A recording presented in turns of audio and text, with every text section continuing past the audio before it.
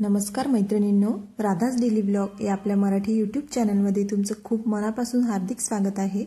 तर आजच्या व्हिडिओमध्ये आपण पेरूची भाजी कशी बनवायची तर ते बघणार आहोत। इथे मी 2 पेरू घेतलेले आहे मध्यम आकाराचे आणि ते स्वच्छ धुवून घेतलेले आहेत।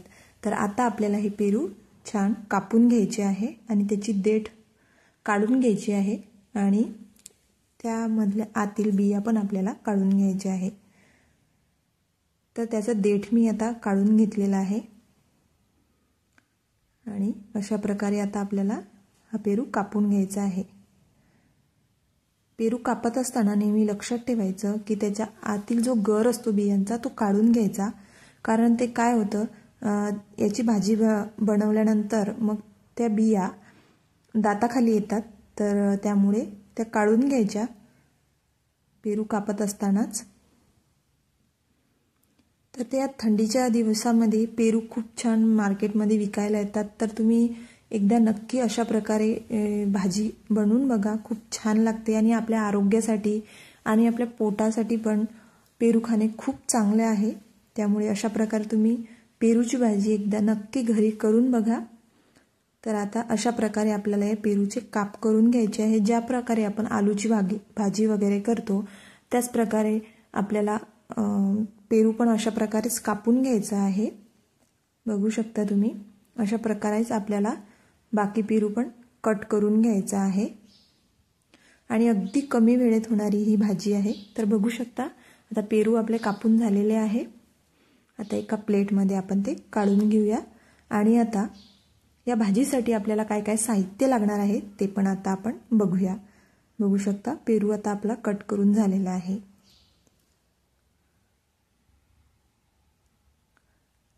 तर भाजीसाठी आपल्याला लागणार आहे, इथे मी हाफ टेबल स्पून मेथी दाणे घेतलेले आहे, 2 छोटे तुकडे दालचिनी घेतलेली आहे, मिरे घेतलेले आहे, साधारणतः मी 5 मिरे घेतलेले आहे। इथे सोप घेतलेले आहे हाफ टेबल स्पून आणि इथे धणे पण मी घेतलेले आहे हाफ टेबल स्पून, 2 लवंग घेतलेले आहे। याचं प्रमाण तुम्ही कमी जास्त करू शकता तुमच्या आवडीनुसार। आता मिक्सरमधून छान आपण जाडसर हे मिश्रण काढून घेऊया। जास्त बारीक आपल्याला करायचं नाहीये, थोडं जाडसरच ठेवायचं आहे। तर आता मिक्सरमधून छान मी जाडसर असं मिश्रण हे काढून घेतलेलं आहे। बघू शकता तुम्ही, मुलांना टिफिनवर सुद्धा तुम्ही ही भाजी बनवून देऊ शकता, मुलं सुद्धा खूप आवडीने खातील। तर आता गॅसवरती कढई ठेवून दिलेली आहे। आता त्यामध्ये मी साधारणतः 1.5 पडी तेल आपल्याला यामध्ये टाकायचं आहे।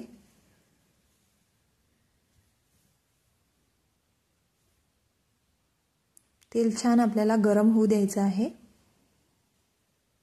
आता तेल आपलं छान गरम झालेलं आहे। त्यानंतर हाफ टेबल स्पून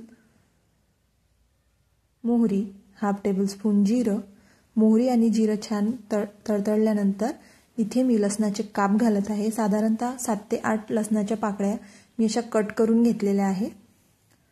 छान परतून घेऊया। त्यानंतर आपल्याला जे आपण जाडसर मिश्रण काढलेलं होतं सर्व मसाल्यांचं ते आता यामध्ये टाकून घ्यायचं आहे। गॅसची फ्लेम थोडी मी स्लोच ठेवायची, त्यामुळे काय होईल हे मसाले एकदम करपणार नाही।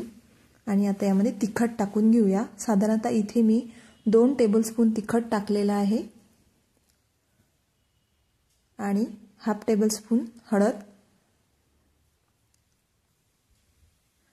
आणि छान परतून घेऊया। गॅसची फ्लेम मी मीडियमच ठेवलेली आहे आणि आता आपण जे पेरूचे काप केलेले होते ते काप आता यामध्ये टाकून घेऊया। भाजीला छान एकदा परतून घेऊया। ही भाजी व्हायला जास्त वेळ पण लागत नाही, साधारणतः 5 ते 10 मिनिटात अगदी कमी वेळेत शिजणारी ही भाजी आहे। त्यामुळे तुम्ही टिफिनसाठी सुद्धा ही भाजी अगदी कमी वेळेत बनवून देऊ शकता। आणि आता इथे हाफ टेबल स्पून मीठ पण टाकलेलं आहे मी। परत एकदा छान मिक्स करून घेऊया।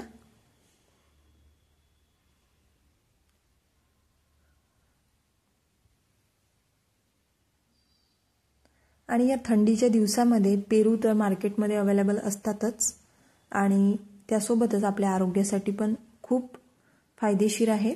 थोडं पाण्याचा शिपका इथे टाकलेला आहे मी, जास्त पाणी पण आपल्याला टाकायचं नाही आहे इथे, अगदी थोडंसं पाणी मी इथे टाकलेलं आहे। यामध्ये थोडा गरम मसाला यामध्ये टाकलेला आहे आणि आता साधारणतः 5 मिनिटे आपल्याला यावरती झाकण ठेवायचं आहे। 5 मिनिटे झाल्यानंतर बघू शकता थोडी भाजी आपली शिजत आलेली आहे। परत एकदा छान मिक्स करून घेऊया आणि भाजी आपल्याला छान गाळ शिजू द्यायची आहे। नंतर मी इथे थोडी साखर टाकलेली आहे। इथे साखर तुम्ही साखरेचं प्रमाण पण थोडं कमी जास्त करू शकता। इथे मी 1 टेबलस्पून साखर इथे टाकलेली आहे आणि साखर जर तुम्ही आवडत नसेल तर तुम्ही अवॉइड देखील करू शकता, नाही टाकली तरी चालेल। आणि आता थोडा वेळ झाकण ठेवून दिलेलं आहे। तर आता इथे बघू शकता आपल्या भाजीला छान रंग आलेला आहे आणि भाजी पण आपली शिजून तयार झालेली आहे। तर ही भाजी तुम्ही नक्की एकदा घरी करून बघा। बघू शकता तुम्ही भाजीला किती छान फ्लेवर आलेला आहे। तर ही भाजी अगदी आपल्या घरी जे बेसिक मसाले असतात आपले ते मसाले वापरून आपण बनवू शकतो। खूप छान लागते चवीला। ही भाजी पोळी सोबत किंवा भाकरी सोबत सुद्धा खायला खूप छान लागते। आणि एकदा दाबून बघायची म्हणजे आपल्याला कळतं की भाजी झालेली आहे की नाही। तर गॅस बंद करून दिलेला आहे मी। तर मैत्रिणींनो, हा व्हिडिओ तुम्हाला आजचा कसा वाटला हे कमेंटमध्ये मला नक्की सांगा आणि असेच नवीन व्हिडिओ पाहण्यासाठी आपल्या राधास डेली ब्लॉग या आपल्या मराठी YouTube चॅनलला सबस्क्राइब करायला विसरू नका। चला तर मग भेटूया आणखी अशाच एका नवीन व्हिडिओमध्ये आणि नवीन रेसिपी सोबत। तोपर्यंत स्वस्थ रहा, आनंदी रहा। धन्यवाद।